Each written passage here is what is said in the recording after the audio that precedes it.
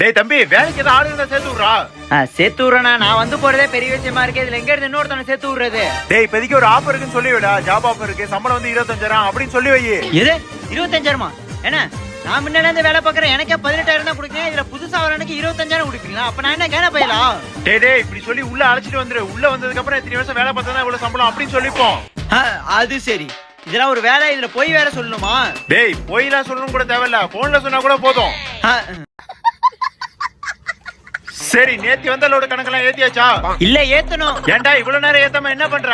எங்க அதுக்குள்ள ஓனர் ஒரு வேலை வச்சுட்டாரு. சரி, இப்ப ஃப்ரீயா தானே இருக்க, போய் ஏத்த வேண்டியதானே? இல்லையே, மேனேஜர் இன்னொரு வேலை வச்சுட்டாரு. இத்தனைக்கு நேத்தி உள்ள கணக்கு வேற ஏத்தல, அதுவும் ஏத்தணும். எது நேத்தி உள்ளது ஏத்தணுமா? ஏண்டா இப்படி ஏத்த மாதிரி தான் மேல இருந்து வால் வாலும் போனோடா. மேல உள்ளவங்க என்ன நாயா வால் வாலுங்கிறதுக்கு? டேய் பசினி போய் உன் கணக்கை ஏத்தி வை. சரி. தம்பி, நம்ம கார்க்கு வந்து வண்டியில இருக்கு, போய் டீசல் மட்டும் ஃபுல் பண்ணிட்டு வந்துரு. சரி சார். ஏன் சார், நீங்க ஃப்ரீயா தானே இருக்காங்க, நீங்களே போய் போட்டுக்க வேண்டியதானே? ஹேய், எனக்கு ஒர்க் ஏகப்பட்டது இருக்குப்பா. தம்பி கரெக்டா வேலை பாப்பா, அவனே போட்டு வரட்டும்.